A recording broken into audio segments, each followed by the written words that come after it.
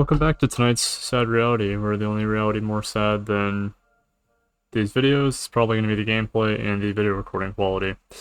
Welcome to Cult of the Lamb, a game where you control others to serve a greater purpose, or maybe just your own. Now, I love roguelikes, all this. I was playing this over vacation as well. And I'm actually finally back from the beach. It's actually one of the rare times I barely record just after midnight, so it is in fact still tonight's sad reality. And a blunderbuss, sick. I've kind of mixed feelings with this weapon. I'm running Golden Fleece right now because damage list's kind of funny. Also, if you go for the boss achievement, which I might be doing, I don't know. I'm kind of just like screwing around. I've had a lot of fun not being in completionist mode with this game, but more just like playing it. But anyways, I'm going to talk about manipulation tonight. That's what I'm here to talk about. And I'm sure to be playing a lot. I also need to unlock this place. Kind of there's like the snail form and like the 5 shells you have to put around or something like that. Just remember that being from I had a friend who showed me this game very briefly one time. So, what did I do on vacation? Not too much. I slept a lot, honestly. I was wiped from doing the beach every time, so I'd get home and get back to the hotel and just sleep. Does this work on the recharge of the blunderbuss? I have no idea, but I guess we'll figure it out. Feels like it's recharging faster. I want to say yes, it does work. But what's interesting about manipulation, I mean, there's a few reasons people do it. Sometimes it's like a tactical thing, sometimes it's like a necessity. Oh, those hatch, finally. Probably should have been a little bit more keen on taking those out. Sometimes it's for necessity, and sometimes it's for other more devious reasons. I think the most interesting one, obviously, is nowadays people don't feel safe talking to their parents about stuff. Sometimes it's small stuff, sometimes it's really big stuff. I mean, really easy example for me is I don't really like talking to my mom about my job, just because I feel like she usually kind of gets in the way of stuff, or almost kind of ruins it. There's a time when it was snowing really aggressively in North Carolina, of all places, and not much we can really do about it. It's just snow, lots of snow.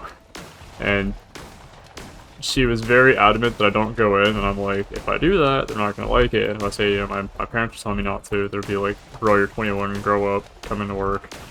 And the irony is I wasn't needed that day, but I was still expected to show up a few of those days. And they've caused problems in that regard. So you just kind of stop mentioning things about work, and it's not like life ever gets better anyways, but certainly it's advantageous, I'll say, at the very least, to not talk about that so much, you know? And would you say it's manipulation? Not so much. I would say it's more like a healthy dose of my life, my business, my space, you know? And I'm more than fine telling people about stuff, as long as they're kind of respectful, but that's kind of just the end of the... That being the reason for it, you know? I feel like there's all sorts of reasonings, and even, like, so much as, like, take politicians, for example. One of my favorite things I've seen is there are some politicians in office that I think are pathological liars. I don't know if that's the right word, but people that just lie impulsively or really, for lack of better reasoning, do things because they feel like it. And I'll even say, too, sometimes I do it. It's just like a, oh, hey, I've got a somewhat boring story, but if I spice it up and be like, oh, yo, this room had like 8 million bombs in it, and I barely dodged all of them, but it's really funny, you should have seen it, you know? Which, that's kind of like a lame example, but sometimes it's for the sake of like turning something into a joke, or just making a conversation a little bit more worthwhile. Let's see, it's this morning spider that was also dating the Red Crown guy or something. Also, I should probably say massive spoilers, but like, I don't know, I'm kind of trying to follow the lore here as well. Maybe no. War is my domain. What am I about it, like? I tried to get cursed with something, or to have to fight like half my cult or something, so no, Spider Boy is like, you're actually fighting your own cult members now, because I feel like it. Also, just before doing this blunderbuss run, I also took blunderbuss mastery, which I believe slightly increases the range and attack speed of this. But I'm also starting to notice now, especially the range part of that. But yeah, I see why this game, I think it won an award. I don't remember which game award it won, but I think it won at least one of them. Super descriptive, as always from me, this channel. Focusing up a little bit here. Not too bad though, it's like I really should be worried. I just want to keep that damage boost going as long as I can. because big fan of that as always. Nature necklace ×2. I need to start using more of those gifts on the cult followers. I feel like I'm going the right way. I always try to go the right way at the very end because you're gonna end up walking all the way back anyways. So you always want to do it the branch off rooms first, especially if they have like an extra turret, extra treasure, or whatever. And sure, I'm probably wasting my own time, but actually I have no idea what this is, but I will offer to it because it's funny. That's funny too in roguelikes when you see a room you've never encountered. Just like, oh hey, let's figure this out. Gambling.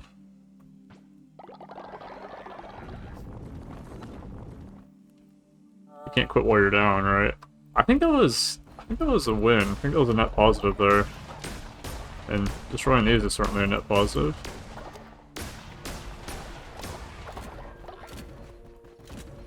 Let's wait for this to recharge. I'll start slashing this thing if it's gonna let me.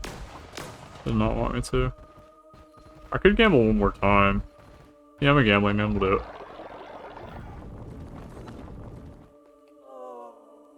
Nothing. The statue is angry. He's out. It reminds me of Risk of Rain, the gambling statues. I can't remember, it's like Shrine of Luck or Shrine of Chance or something. I remember getting the achievement for failing one like a bunch of times in a row super early, and I thought it was kind of funny, so I was like, yo, it's achievement hunting, right guys? It's not that RNG, it's achievement hunting, right? It's gonna happen inevitably at some point, so it's like nothing special or anything. Statistically, it's bound to happen. Bonus movement speed, big fan of that, as a someone who prides myself on being a fake speedrunner. Also, I must always pick shops. I'm really curious what this will yield. I really don't want to do this, though, but I'm going to do it anyways. Another thing, too, like, you kind of get a new game, new feel for all of it. It's cool, it's fun.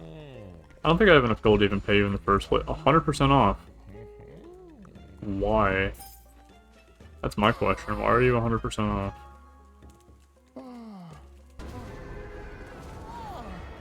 Anyways, back talking about manipulation and stuff.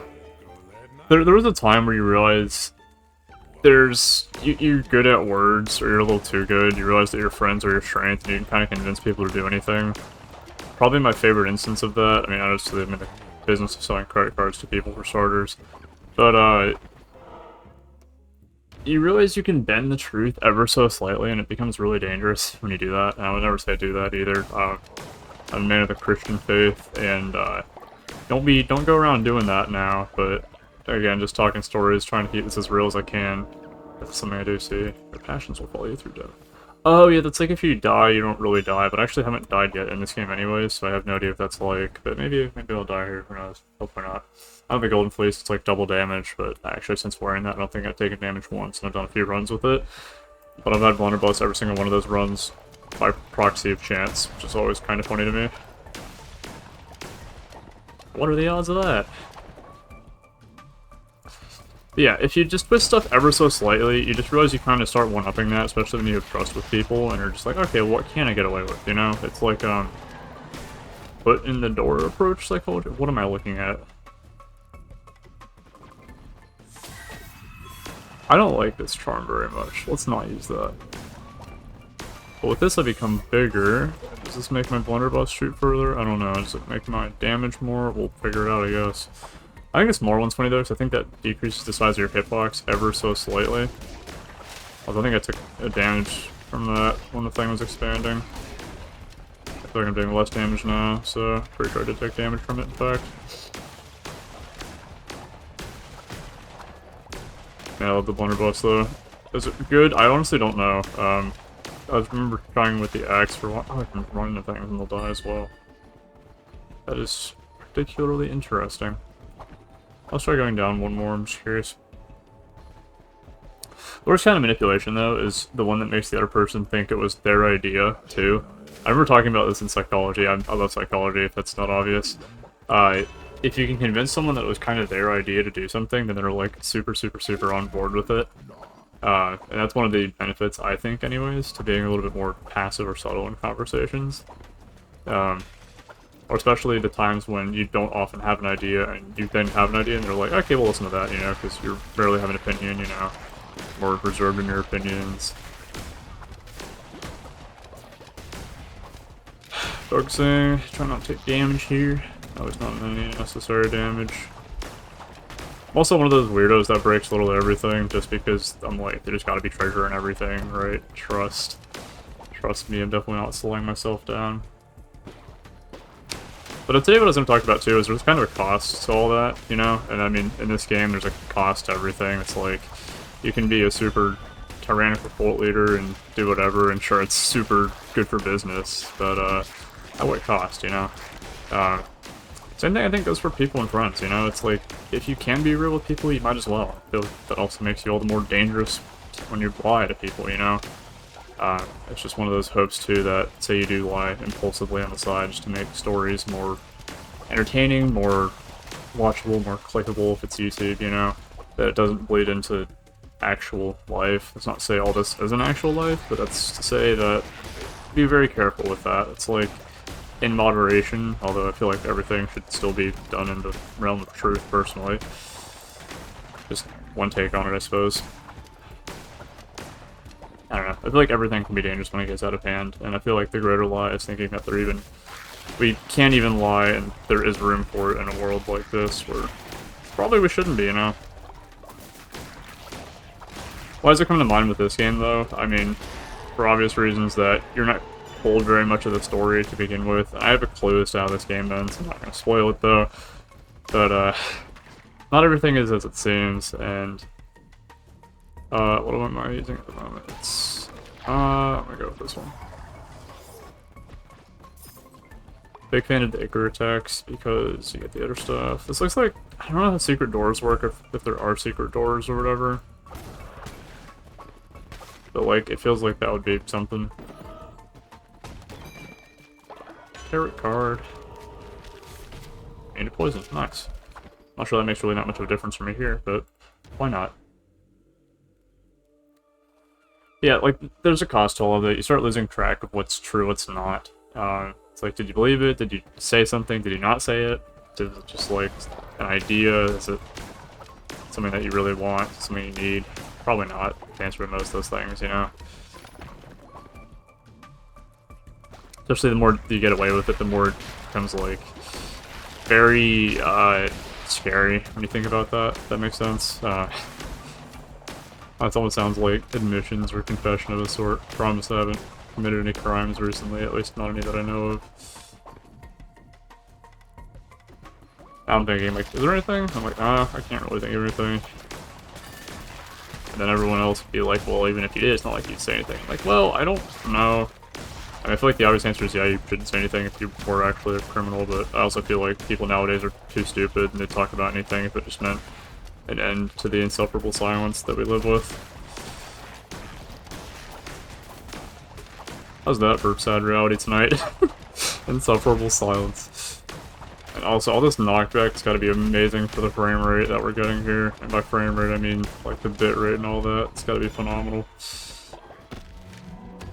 Also, I like all the blueprints and stuff in this game, but it feels like you have to pause every second just to pick up a blueprint. Like, if we didn't have the animation for it, it would make the gameplay loop just a little bit nicer, a little bit more clean, in my opinion.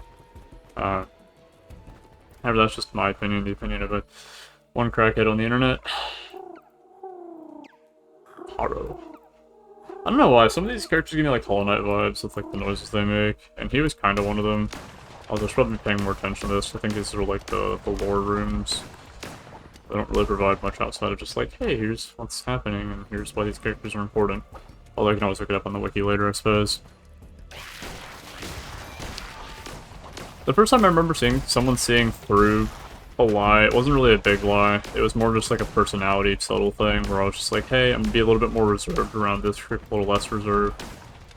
It's called a facade, or facade, I think was what was said at the time, although I'm not sure if that's the right pronunciation. But it was kind of just like this choice of mine, it's a subliminal choice, I'm not necessarily sure it's a lie, but simply to be a little bit more chill, laid back, when it's like, hey, you know, you can be a fun guy, you can be a party guy, you can be that drunk uncle that... I'm 21. A drunk uncle that people are like, oh, this guy's crazy, he's a party guy, whatever. I feel like there's room for that in everyone, but it's like, not like we have to be, you know? But it's just maybe simply not knowing that that is a possibility is what's considered a lie, or... I don't know, seeing through someone. I think there's a lot more depth to it than just that. Death Sweep XX. Point of corruption.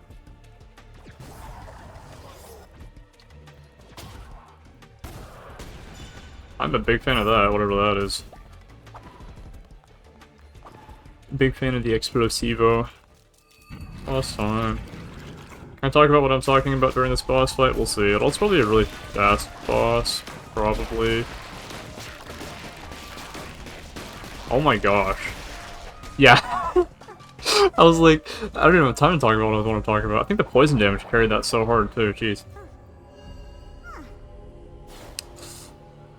But definitely that moment is one of those things I look back on, and it was also someone that was kind of important to me as well. Hollow Wart Never Sleep, the Insomnia Necklace. It's one of those things you look back on and I'm just like, it's really interesting. I find it funny too, because there's this idea of lying to yourself, or something like that, and I don't think that would ever fall into the category of manipulation. But it certainly could fall into this category of, like, not knowing and then hurting people, and maybe in some way leading to manipulating someone, I guess. It's like mental gymnastics to make a point. I should run for political office, you know? So I don't know why I just got a bunch of extra stuff. That +7. No damage from boss. Oh, that's interesting. 20% new items. That's actually really cool. I'm glad I'm paying attention now, I guess. And a cutscene. Wow. Oh, you're new. The creature causing the eater. Purple orb.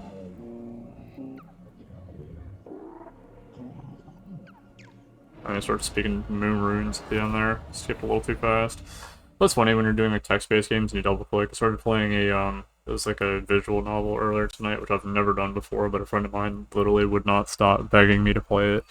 I was like, okay, fine, I'll do that after this one run of Cult of the Lamb, which became 3 runs, and then I finally actually did it. Oh, this guy's hungry. Are you starving? I'll fix that, I guess. Here's your grass. Eat your grass.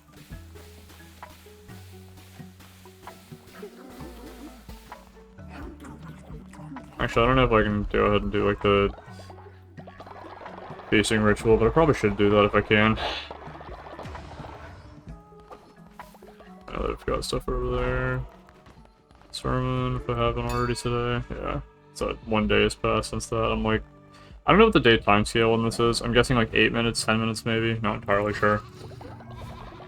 Too fast though. I feel like there's so much maintenance you have to do with this cult thing. Also, I know what the difference between the blessing and the curses are. I hope they're good things, hopefully. Oh, it's these kind of relics, too. I was thinking the weapons for some reason. Blessed powder box. I wonder if it's, like, slightly better, maybe? I don't know. It's always a gamble. Especially in this game where, like, everything seems a little bit backwards. I think it's morality. It's 22 is on the topic of all of that. A lot of people, the whole end justifies the means thing, I've always thought was a little bit of a weird phrase, just because I don't agree with it at all. I've always been like, do the absolute best you can, kind of regardless of the outcome, you know? And I still probably attest to that. I think I said this in another video already, but one of my coworkers was talking about this idea of, well, if you can hang your hat on the end of the day of, like, honesty and just doing what you could, you know, there's nothing really to look back on, even if life kind of went to shit, you know.